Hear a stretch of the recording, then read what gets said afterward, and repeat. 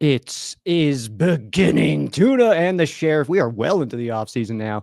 It is the end of March, and dude, the season in full effect. And speaking of off season being in full effect, we are very much getting off season topics now.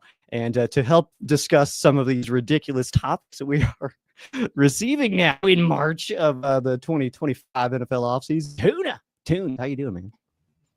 I've had better mornings. I'm not in a good mood. Not in a good mood, Sheriff. It's Who's getting the wrath? Jump into man? it. Let's do this. What are we doing? Who's getting the wrath? First off, Well, gentlemen, who's getting the what? the wrath. Oh man, I don't even want to say his name just because that's all that it has to be. That's what it's for, right? Like just clicks. I have to believe that. I think so. It's shareable. It's so frustrating that like you can sit there and there's so many great commentators, there's so many great writers. Like I'll use Blaine again. Like I use him a bunch. Everyone knows him. Turf Show Times. Dude puts in great work, but something that somebody can write that's just completely asinine or a comment will get viral. It's like it doesn't deserve your click at all. Why don't you tell people what we're talking about before we jump into it? Yes, 23-year-old wide receiver of the Los Angeles Rams, Puka Nacua, mentioned on a podcast that he is interested in retiring at the age of 30. I'll remind you of the first comment I made in that sentence. 23-year-old wide receiver, Puka Nacua. This is 7 years out, man. So I think ultimately my basic overview of this whole thing is dude said he wants to retire at 30. Yeah, obviously he does. That sounds awesome, right? But also let's not act like that's like right around the corner. You know what I mean? Like that's 7 years out from now. 2032 would be the year that Puka Nacua would retire if he were to retire at the age of 30.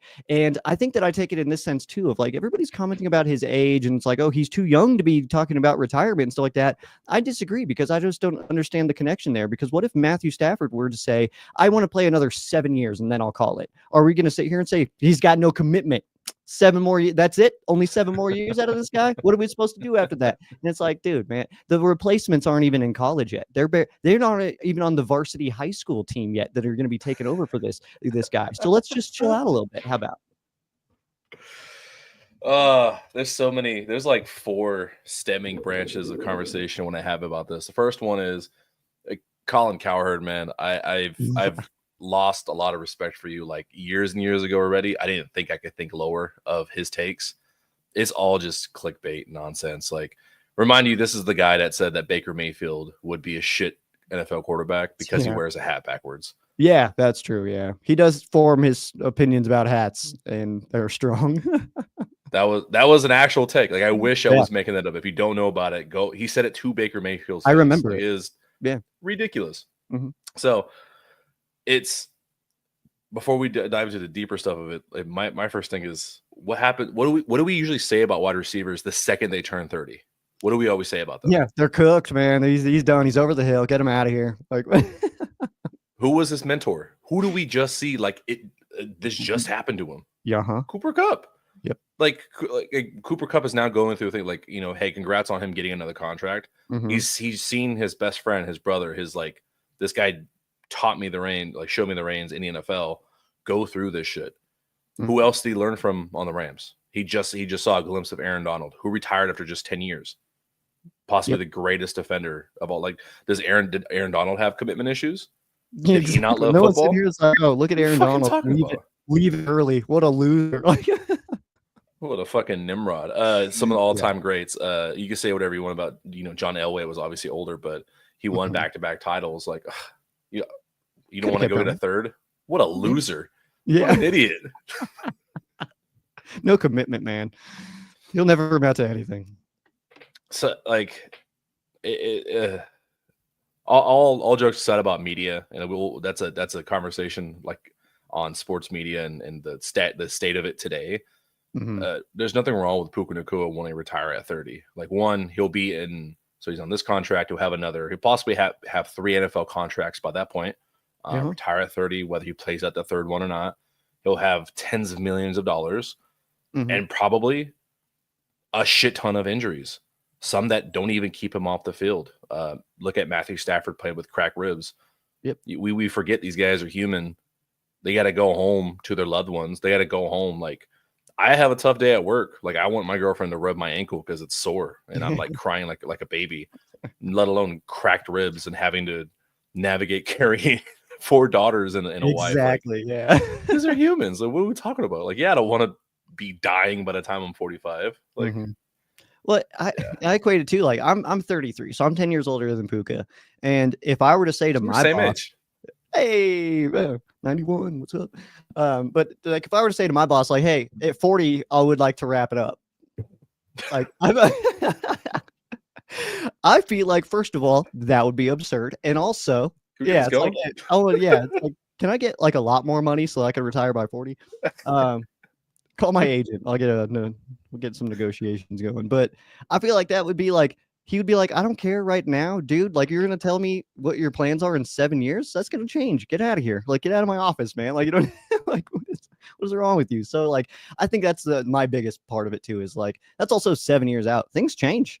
What if something happens when Puka's 28 and he's like, I have a new goal. I want to become the oldest wide receiver to ever play in the NFL. Like, and now he's like 49 years old running routes. You know what I mean? Like, what if that changes? You know what I mean? So, and then like you had mentioned, like the sports media stuff, it's like the takes of this are absolutely astronomical. Like Colin Cowherd is the one you mentioned. That's the only one that I've seen, because the second I saw that, I was like, oh, I'm going to hate this. This is ridiculous. And people are overreacting. Because he basically said, he's like, nope, Puka messed up. Talking about retirement now no one's going to commit to you. And it's like, that's 7 years away is what he's talking about. And then, seeing comments about like, oh, if I was the GM, I'd trade him today. And it's like, well, you are an absolute moron, because that's Puka Nacua. You just trade him because he's like, yeah, in 7 years, I'd like to stop. And it's like, get out of here. Like, makes absolutely no sense. And that is where it is very clickbaity and very, very, look at me, look at my crazy take on this situation. Talk about me. My ears on the bottom of the screen. And this is what I'm saying about Puka Nacua. I would trade him. Tweet me. Like, it's engagement farming. And I think it's a little bit pathetic, if I'm being real. I expect it from like people like us, like you're regional, you're independent, like you're trying to make a name. Yeah, I expect it from people like us. But when it's the Colin Cowherds, when it's the like, look at what Stephen A. Smith is spending his life's work on right now and fighting with LeBron James, rather than let's not talk about the playoff push in the NBA. Let's talk about my feelings and this utter nonsense. It drives me crazy when like that is what you're doing to get clicks. And like you said, the state of sports media right now, man, it pisses me off. And I know that the running joke is like, hell, I did it. I started it last year. Everyone can just start a podcast these days. Like if you're in your 30s, you do two things. You either you start crafting tables and carpentry, or you start a podcast. I was like, all right, can't build shit, so let's start a podcast. But I started it, honestly. I don't think I've ever told you this, Sheriff, is I got so fed up with the clickbait bullshit. I'm like, with my degree, I was like, I could do this. I could do way better than that. Like football deserves better. Like, don't disrespect my sport. Like, yeah, I started mine because I felt the content I felt like the Rams needed didn't exist. That's fair. Like, absolutely, dude. Like it's when you have a love for the game, like treat it better. The players too. Like I know you shouldn't coddle to players' feelings and this and that, but these guys are players too. Like they're humans. Like they see this shit, the bullshit that you're saying. Like don't go around talking shit about them all the time. So I wish I was in a better mood to start the morning. Not that I'm actually like. Dude, I feel you, man. But it's also like, because you're right though. It's like it's like people like us who are trying to make a name for ourselves and stuff like that. Like us having crazy takes, that makes more sense. But having like these people who are respected and on ESPN, like it's like the mothership of sports media, is like what are you doing trying to twist this stuff, man? And yeah, it is. It's absurd. But I mean, that's kind of like you kind of mentioned it there, of just like to have more respect for it than that, man. It's like I get so mad too, even at Rams, like other Rams creators too, where they get like they'll do a mock draft and then the Rams will pick somebody different and they're like, terrible pick, and it's like not act like more. Like this is so dumb, man. Like so it's like stuff like that. It's like if it's not what you would have done, it's a bad move. And it's like, well, not necessarily. I wouldn't have gotten rid of Cooper Cup, but I bet we're in the playoffs this year. So I don't know. Maybe I don't know anything. Like, you know. Yeah, it's you can everyone can have an opinion, but at the end of the day, like you got to recognize, hey, you're a fan, just like we are. Like we will treat our individual podcast, we'll treat our joint podcast as professionals, but we're in no way like a professional in that organization. Like we're just looking at it from the outside. And I talk about that a lot. It's like I'm just a dude in Colorado talking about the Rams in my apartment, man. Like I don't know, I don't know nothing, man. I'm about to go to work. Like I end this and go to my day job. You know what I mean? Like I don't know. Like that is sad though. I mean, I'll sit here and say like the fact that we could do a better job than say a Colin Cowherd, because I'm not going to sit here and try to flamboy a comment made by Puka Nacua out of like, let me think about when you were in your early 20s. Like what sense were you talking of like, literally, dude, my grander plans? Like, dude, I couldn't figure out what I was eating for dinner that night. Like I don't. Dude, at 23, me and all my friends, we'd gotten suckered into network marketing, and we all were feeling like we were going to retire at 32. So you know what? I kind of relate to Puka in a different way that I didn't understand until just now. It takes a big man to admit he fell into MLM. I think I did when I was like 21. Yeah. I'm so embarrassed about it. I don't even I hate talking about it. It's the worst, man. I got some of my friends from back then. They're like, no, man, we learned a lot. And it's like, yeah, we learned how to manipulate our friends, I guess. So that's cool. But like, it's screw that. Learn how to spot them. That's what you learn from. You learn how to spot them. You're like, yeah, no, I'm good. That's not a job offer. That's a fucking scam. I've talked to you in 12 years. Hey, what's up? What have you been up to? Oh. Yeah, get out. Stop. I'm gonna stop you right there. No, I'm not interested. No. Hey, shout out to Herbalife though. Herbalife, like I actually do enjoy the shakes. The products are actually decent, but you don't own Herbalife. Mine is World Adventure, which is way worse. Anyway, I don't even want to say that out loud. I want to edit that out almost. But anyway, I want to go back to this. Well, okay, go ahead. It's all you. It's all you. I was gonna say because we're ripping takes on the Puka stuff, and I think that I kind of relayed mine in a way that makes sense. Of like, I just don't think it's a big deal because that's in a while from now. And like you said, he's 23 years old. Where was your mind at 23 years old? If you would have told me at 23, hey, you're making millions of dollars a year, you can retire at 30 if you would like to. Done. Like honestly, if I'm in Puka Nacua's situation, I'm trying to figure out how I can get a big mega deal right now so I can try to retire at like 26. You know what I mean? So I think that ultimately my take on it is like, why are we being so selfish? Being like, I today need to know that I can watch Puka Nacua play for more than 7 seasons on my favorite team. It's like, what a weird angle to take on that, man. It's like, how about we got 7 more years of Puka Nacua? Those are probably going to be 7 more badass years. Let's just watch them unfold. I think that's my take. I don't think I've seen one Rams fan like actually even react to that. They're just like, oh, okay, cool. Yeah. Sweet. And I think if Rams fans are not upset, like I think everyone else should kind of take note of that. Of like, oh, well, their fan base is cool with it. It probably makes sense. Like if you're unsure how to feel about it, that's the way I look at it. But honestly, yeah, it should be a non-conversation. And you watching this, talking to you, got to do better. Don't hit share on if a sports creator, I don't care if it's ESPN, I don't care if it's me. True. They say some really dumb shit, and it's like, oh, you're just saying this because you're trying to get clicks. Don't click it. Yep. Don't share it. Don't give in. It's like when someone's trolling you, just don't react. I'm like, what was it yesterday? That stupid Twitter page, ML Football or whatever. They posted something, and it was like, is this running back a top 5 running back of all time? And it was like, he was never even RB1 on his team. What are we talking about, man? Like, I can't remember who it was. Dude, I'll find it. You know what? I'll find it because I don't want to talk about it and not have the good example. I unfollowed him because so I have to search him. I saw. I was like, okay, all right, you've lost it. Like, while you're looking for that, since we're talking about posts, and I think we mentioned Reddit at one point. I did the. I'm not sure if you're ever on Reddit. Every year they do the NFL subreddit has somebody that gets writers together from every sport, every team. And they do 32 teams in 32 days. I wrote the one on the Rams. It was a lot of fun. It was like a 2024 review. Dude, heck yeah, that's awesome. Yeah, it was fun. It was cool. I liked it. That is really sick, actually, to be able to do stuff like that. I love, like, when I was first starting, I used to get uh like calls from people on stuff like that a lot more but back when I was, first starting. But that stuff is really fun, man. Like to get involved with like a bigger grouping of other creators and stuff like that, and then you kind of get some outside perspective on some stuff too. That's how I kind of sharpened some of my skills. We're just chatting with some of those people, so it's pretty good. One of It was my Jameer Gibbs. one of my Jameer oh, it's Gibbs. Jameer Gibbs. Gibbs a top 3 running back in NFL history. Like, dude, let's Yeah, you're share. You're trying to get shares, dude.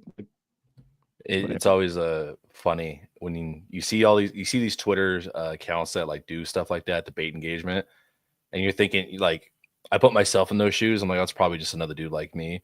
And then you find out it's like some 15-year-old kid. You're like, oh my god, like everyone's just falling.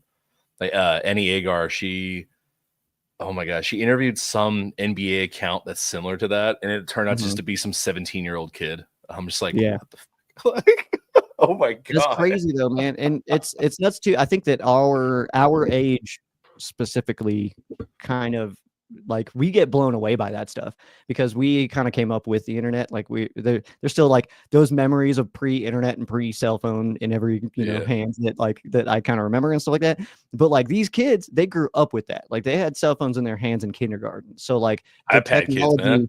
the technology stuff, man, they are in it. So like I see some people get like mad about this of like, oh, it's just some 15-year-old dipshit. And it's like, actually, though, he knows exactly what he's doing. Like, unfortunately, he knows exactly how to get millions of engagements on his posts. It's crazy. Like, I respect it in a way because I wish I could have done that. I wanted to be that person when I was that age. I just had a computer that was in the living room and it wasn't connected to the internet. So, man, you try to explain to anybody born after the year like 2002 what dial-up internet was or a floppy disk. Family computer. Like, that's what it was called. The family computer. Like, what do you mean you can't Google something because someone's on the phone? What? There was a big ass desk, and it had like you went and bought a printer for no reason because you didn't really use it. Stuff like that. Like, yeah, everybody did.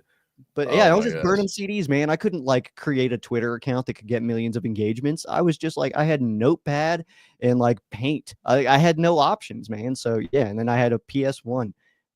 My options were Madden 2002, Gran Turismo, or just like pinball on my the computer. I had no options to like spread my brain to the world. Which, when I did get that ability, I definitely hit it pretty hard. So I think I talk in way too many places now, man. So I don't know. And now we're here, and now all of you can enjoy us. But look at us. Who would have thought? Yeah, who'd have thought, man? No, but I think I don't think there's any issue with the Puka Nacua thing. I agree, man. Like, how old was Robert Woods in 2021 when he got injured? Like, how many guys have one little injury, especially play as physical as Puka? Like, you mean he's already missed time in? I can't remember if he missed time in his rookie season. I don't think so, but missed time game 1 this year. Yep. And like, what if that happens every single year? Eventually by year 5 or 6, we're talking about him like, do we pay him because he can't stay healthy? Yeah, but he's good in those 12 games he plays. Like, it's a double-edged. It's like a lose-lose when you're someone. Todd Gurley took his last NFL snap at 26 years old. Isn't he only like 29 right now? 30. He's 30, yeah. He's almost he'll be 31 in August. But yeah, man, 26 years old was his last carry, and that was with the Atlanta Falcons. Think about that. It feels like a lifetime ago we haven't seen Todd Gurley play for the Rams, and right now he is only 30 years old. Only. Yeah. So you take the last, because this was, that was 2020. So, oh my gosh, that's kind of crazy.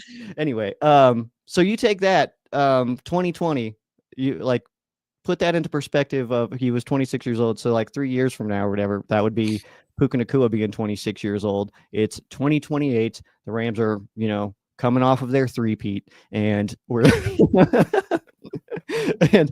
and that would be the end of Puka's career. That would still be 3 more years. You know what I mean? Mm-hmm. So like, I don't know. I think that ultimately, I mean, I don't know how many times. I don't need to repeat it again. It's an overreaction to the comments. But 26 years old for Todd Gurley, that kind of blows my mind a little bit. And I also didn't realize that it's been so long since he's taken NFL snaps. I miss him every single day. That's one of those things, man, where it's like he was so good that like I put this into perspective, and I don't want to like try to like kill mood or her here or anything like that, but I've talked about this with deaths before in the past, of like certain people when they leave what you feel like is too soon, and it's like, yeah, but everybody's only got so much awesome that they deliver to the world, and so they delivered so much so quick that, you know, their time was done, kind of thing. I was trying to take that because like people like my uncle and stuff like that, where they go too early, and it's like I have to try to justify it in my brain. Anyway, I say that to No, say absolutely. Yeah. is that like I kind of lost my train of thought. Damn it. Just being gone too soon. Like it's a huge testament to guys that play forever, like Matthew Oh, Stafford. that's I just it. don't Like get. Todd I Gurley don't was get so good that like he crammed in a full Hall of Fame level career in just 5 years. Like that's almost how I want to see it, because it's like he was so good that like people don't do what he did on a football field. Some of those touchdowns, like I think we were taking them for granted. Like him like reaching the ball over against the Browns and barely clipping the pylon for touchdowns and stuff like that. It's like that's not something that happens all the time, man. So yeah, Todd Gurley to only get, you know, good 6 years in the NFL. That kind of sucks, man. It's incredible, like just an incredible athlete. Like I'm hoping, I love Kyron Williams, but I think Rams fans, they love two things more than they love like great quarterback play. It's uh, like aggressive, stellar defense, and they love Mhm. just a amazing running back, like a guy Yeah. who can just take over a game. And we just haven't had one of those in a while. Like obviously, we like the defense came on strong last year. Mhm. I was actually watching Jared Verse and Byron Young highlights last night. Nice. Watching Aaron Just Donald highlights last night. I was feeling nostalgic. I started that last week. I was doing that last week, and I Nice. was trying to compare, and it's just like I don't know what they're doing here in LA, but it's the way they are so chaotic, and the way they create so much, what's the word, violence in the pocket. Because like Yeah. you watch them, like they don't care about their bodies. Like they'll Mhm. just like it's like when we watch Fisk spinning around and just bumping into guys like he's like a wrecking ball, bowling ball. Like he doesn't care. He's Yeah. like, I don't care who I'm hitting something, and Mhm. something's gonna break, and it's very impressive. What did Verse say? I just saw Druka had posted it. The sounds of the game when Verse was mic'd up. He said, I don't want to be great. I want to be better than anyone who's ever fucking lived. Yeah. I I was love I that was line. like I was like, yeah, that's a That's dog. that's one of those things where like as you see it, you're like, all right, we've got one of them. Like we like because there's like let's be real, everybody in the NFL is wildly talented. You know what I mean? Like Mhm. to even get to that level, you are already in a percentile that is upper echelon. So to Yeah. be then like on top of that, one of the superstars of that grouping, your percentiles of percentiles, you know what I mean? So like the fact that the Rams are able to do that again with somebody like Jared Verse is absolutely incredible. Brett's coming in here and he's saying he said Witt playing LT in his 40s is the craziest thing to me. I absolutely agree. Yeah. It's also one of those kind of guys though that he just like a Steven Jackson, where they just take such good care of themselves that they can do it forever. Steven Jackson, man, I remember watching stuff from him in St. Louis where he has this like after the game, he would go and like sleep in this chamber in his basement to like regulate his body again and stuff like that. Like I remember watching all this stuff on Steve Jackson. It was really, really cool. But Witt was the same way, man, just taking care of himself so well. Not like Puka eating McDonald's and stuff like that. So Hey, I was so happy when I heard that because I was literally eating yeah. McDonald's when I first heard that. And I was feeling awful about it. I'm like, dude, Yeah. I can't be eating this shit. And then he said that. I was like, you know what? I do deserve a Yeah. nugget. Give me this Like, shit. yeah. Give me Like that. I can have a quarter pounder with cheese, dude. Puka does it. Like if Puka can do it, I can do it. I feel like What's your McDonald's order? You order anything right now. Like you got $20. What are you ordering from McDonald's? two What do you quarter got? pounder with cheese, large fry. I don't know about two. I'm Two, I'd getting be two. I being how I look, people sometimes get surprised with how much you can put down. oh yeah, damn. Give me a 20 piece and a quarter pounder, and I'm good. Okay. I, I I don't don't need like their fries and a nuggets. drink and all that. I don't like their You don't like nuggets, the man. I nuggets? can't do them. Come No, I on. can't do them. They're terrible. You But know what I've learned during my like, because I always shop and I buy food as if I'm still a struggling college kid. uh-huh. Their $5 McChicken meal, like that is one of the best deals you can get in fast food. You get a Interesting. McChicken, you get some nuggets, fries, and a drink. Literally $5. Like, that Just, is unheard of in fast food. I went like 10 years without eating McDonald's because I thought I was better than everybody. But then so I went back and then it was the best thing ever. And I was like mad at myself. But so I I thought it was better than everyone. yeah, straight up, dude. I was like, oh, I don't eat there. Like, it's like, okay, dude. Like, And then you had no a one- bite. You're like, I'm so yeah, stupid. I was like, oh, what a moron. This is delicious, man. Like, I get like a McDonald's tattoo right away and stuff. But like, I remember, I just remember being pissed, man, because like I showed up and I'm trying to just get like a hot and spicy, and it was like $4, and it was like, wait a second, it's like this is a dollar menu item. What are we doing here? Why is the McDoubles like so much now? It was like, okay, and that's what I did kind of pull back from that because I was like, all right, this is absurd. McDonald's is supposed to be like my broke guy meal, Yeah. and now I'm dropping $17 to get a meal. What am I doing here?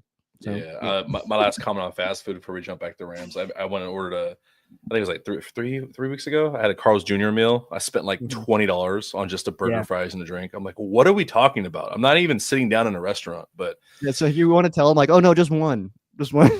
yeah. I'm like, what the hell? What did I see a post on? I have validation. So I have a theory. In the wide receiver room. Okay. Because we talk about Coach Yarbs like crazy, and I know I have biases because I've had him on the podcast. But Xavier Smith has been working out with Puka and Cup and doing their thing. He wasn't there last offseason, but he has been there like regularly. Man. On those punt returns. Regularly. He's been working out with them. I think Whittington's been in there too. Yeah, I've seen that. But I think it's telling when they let someone come in of like, hey, come work out with us. Like, I don't see Tutu in there. I'm assuming maybe he's just back home hanging with people. But I think Tutu is going to have some competition at that wide receiver 3 for some, interesting dynamic on the offense. Based on the contract, I think I disagree. I think that the Rams have a plan for Tutu. I think that he's kind of got his slot in there. My question to you, this is a question that I brought up in one of my group chats, and then it was presented to me via a fan queso on Ram Showcase. But is Davante Adams a Breakfast Club guy? Ooh, I think he is. I think he's had breakfast before he even shows up there. I think he's just chilling, drinking coffee or whatever. But is he a Breakfast Club guy? Like the trio of the Stafford, Cup, and Nakua, where they would get together early mornings and do the film studies and stuff like that. And for a while, it was just Cup and Stafford. And then Puka got invited in. Is that the combo now? Is it just Stafford and Puka, or does Davante get in that? I think from an ego standpoint, I think if you view yourself like Davante does, like Davante is going to sit there and say, I'm the best wide receiver in the league. And he's not going to let someone else get an upper hand on him. I can see him doing that. I don't have any reason to think otherwise. I think the talks of him being a diva or him being like drama, it's the same way they talked about OBJ. It's the same way they talked about like any other. The only reason you don't think Justin Jefferson is a diva is because the Vikings don't let a lot of stuff come out, and because he's really, really good. Well, I mean, look at the Packers too. Yeah. They've been able to keep a lid on a lot of that stuff, and then those people leave, and then it's a problem. So, I say Joaquin. I don't know what's right. So I'm just gonna say thanks for hopping in. Hopping in. Yeah. And if I remember from Sweden, right? I had the right one, or Norway. It's either Norway or Sweden. I'm so sorry, Joakim. I'm so sorry. We're just dumb Americans, man. We don't even know where that is. Brett's saying expect a lot more 12 personnel, and I absolutely agree with this. And this is actually kind of a thought that I had immediately after hearing that that Cooper Kupp up in Seattle, they're probably going to deal with a lot of 21 personnel. So Cooper Kupp is going to be, there. It looks like they're going to be trying to. It's Denmark, but they're going to be trying to run the ball a lot more. So 21 personnel for Seattle, while the Rams slipping into more what I think would be a 12 personnel, which makes a lot more sense. I said two countries. I didn't even have it right. That's the most American thing that can happen here, is to like just name countries that are like ballpark. It is like, yeah, that's right. You're French, right? I don't know what a kilometer is. I'm sorry. I'm dumb. Tutu and probably Smith. With 12 personnel, that's why and we don't have enough time to talk about the draft stuff, but I would love for them to take a dynamic tight end so that way they can go to 12 personnel. So that way McVay's offense keeps rolling without having to come out of it. So that way they can run with the heavy package. But that's just it. Yeah, I think that, ultimately I do think that we see, I think we see a lot of 12 personnel.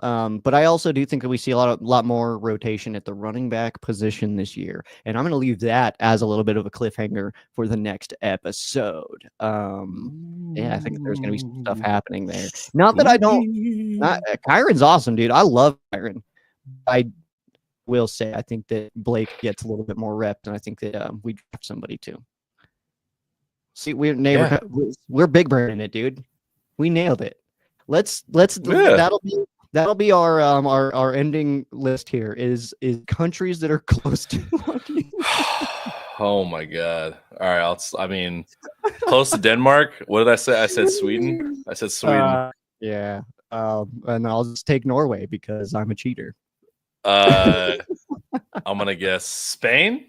I feel like that's close enough. I'm going France if you're going to go Spain, because then I'm a little bit closer, I guess. Germany. Oof. Is Belgium